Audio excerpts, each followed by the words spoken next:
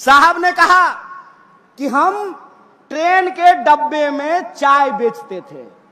गुरु, हम आपको चाय बेचते हुए तो नहीं देखे हैं, लेकिन रेलवे बेचते हुए आपको देख रहे हैं। गुरु, हम आपको चाय बेचते हुए तो नहीं देखे हैं, लेकिन बीएसएनएल बेचते हुए देख रहे हैं। गुरु, हम आपको चाय बेचते हुए नहीं देखे हैं, लेकिन एलआईसी बेचते हुए देख रहे हैं। देख रहे हैं कि नहीं देख रहे हैं? और हमें गर्व है कि वही भारतीय राष्ट्रीय कांग्रेस 15 अगस्त 1947 को देश को अंग्रेजों से आजाद कराती है। और देश जब अंग्रेजों से आजाद हुआ, पूरा देश जब आजादी का जश्न मना रहा था, उस जश्न के साथ इस देश के लोग रो रहे थे। इस बात को भी याद रखिएगा, इस देश के लोग रो रहे थे क्योंकि उस वक्त भी वही राजनीति हुई जिस राजनीति को हम 2014 से इस देश में देख रहे हैं। वही राजनीति हुई जो 2014 से आपके व्हाट्सएप पे आ रहा है। एक तरफ मुस्लिम लीग थी, दूसरी तरफ हिंदू महासभा थी, जिसने कहा कि दो अलग अलग धर्म के लोग साथ में नहीं रह सकते हैं।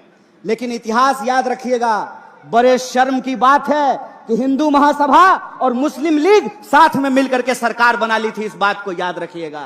उस आजादी को अगर कोई बचा सकता है, जिस सपने को महात्मा गांधी ने इस देश में देखा है, उस सपने को अगर कोई बचा सकता है, तो उस पार्टी का नाम भारतीय राष्ट्रीय कांग्रेस है और उस नेता का नाम राहुल गांधी है। इस बात को याद रखिएगा।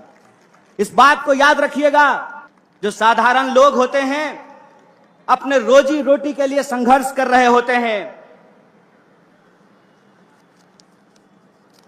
देश में जब कोई बदलाव हो रहा हो, तो उस बदलाव में शामिल होना सौभाग्य की बात होती है। इस बात में कोई दो राय नहीं है कि दो तरह के विचार के लोग इस देश में रह रहे हैं।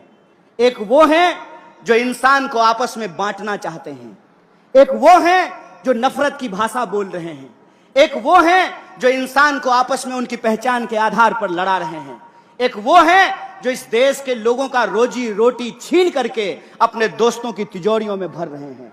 दूसरी तरफ भारतीय राष्ट्रीय कांग्रेस है, जिसको इस देश के लोगों को जोड़ करके रखना है, उनके बीच में मोहब्बत का पैगाम और संदेशा लेकर के जाना है।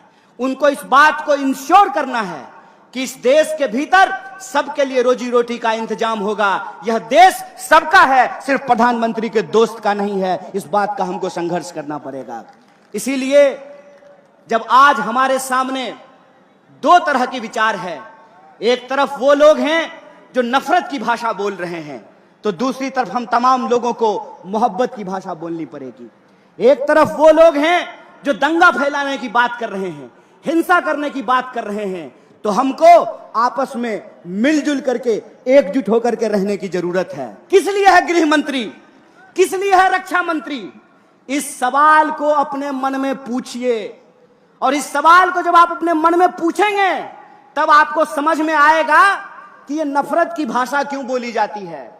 ये नफरत की भाषा इसलिए बोली जाती है ताकि हम आपस में लड़ने लगें, और जब हम आपस में लड़ने लगेंगे तो हमारा रेलवे बेच करके अपने दोस्त की तिजोरी में साहब पहुंचा देंगे। दुख दर्द यह है कि जीएसटी और नोटबंदी के चलते इस देश के व्यापार को तबाह कर दिया गया है।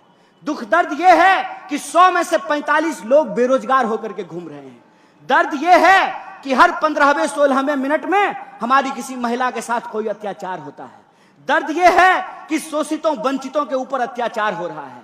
दर्द यह है कि दिन भर ये साहब क्या भाऊ लाठी लेकर के ड्यूटी करते हैं, बुढ़ापा में पेंशन नहीं मिलेगा तो आपको सुरक्षा मिलेगी। दर्द यह है कि जो लोग अपनी पूरी जिंदगी लगा देते हैं सरकार की नौकरी करने के लिए, उनका पेंशन बंद कर दिया गया है। इसीलिए हम आपसे यह अंतिम आग्रह करना चाहते हैं कि जब तक भारतीय राष्ट्रीय कांग्रेस है, तब तक इस देश के ऊपर गोडसे की विचारधारा नहीं थोपी जा सकती है। इंसान को इंसान से नहीं लड़ाया जा सकता है, इंसान को इंसान से नहीं बांटा जा सकता है। इसीलिए हमको अपने देश के बुनियादी सवालों पे बात करना है, और बुनियादी सवाल पे बात हो, इसके लिए जरूरी है कि नफरत की भाषा जो बोलने वाले लोग हैं, हम उनके साथ नहीं खड़े होंगे। समाज को जो बांटने वाले लोग हैं, हम उनके साथ नहीं खड़े होंगे। इसीलिए हम आपसे आग्रह करते हैं कि व्हाट्सएप मैसेज पे मत जाइए, टीवी जो आपको दिन रात दिखाता है उस पे भरोसा मत कीजिए। सच्चाई यह है कि सरकार कुछ भी भाषण दे दे, महंगाई से इस देश की अर्थव्यवस्था की कमर टूट रही है।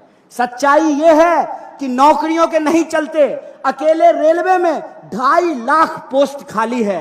नौकरियों में भर्तियां नहीं होने के चलते नौजवानों के सपने टूट रहे हैं। जीएसटी और नोटबंदी के चलते व्यापारियों की कमर टूट रही है। भारतीय राष्ट्रीय कांग्रेस के एक एक कार्यकर्ता, जो भारतीय राष्ट्रीय कांग्रेस ने हमको आजादी दिलाई है, उस आजादी को बचाने के लिए संघर्षरत रहते हैं। हमको ये याद रखना पड़ेगा कि डॉक्टर बाबा साहब भीमराव अंबेडकर ने हमको बराबरी का संविधान दिया है, और यह जो बराबरी का संविधान है, जब तक यह संविधान जिंदा रहेगा तब तक हिंदू और मुसलमान को आपस में कोई लड़ा नहीं सकता है, इस देश को कोई मिटा नहीं सकता। इस बात को याद रखिएगा। इसीलिए संविधान की रक्षा करने के लिए भारतीय राष्ट्रीय कांग्रेस के विचारों को जनता के बीच में लेकर जाने के लिए, और जनता के जो सवाल हैं, रोजी रोटी कपड़ा मकान का सवाल, उस पर ईमानदारी से लड़ने के लिए मैं आप तमाम लोगों को बधाई देता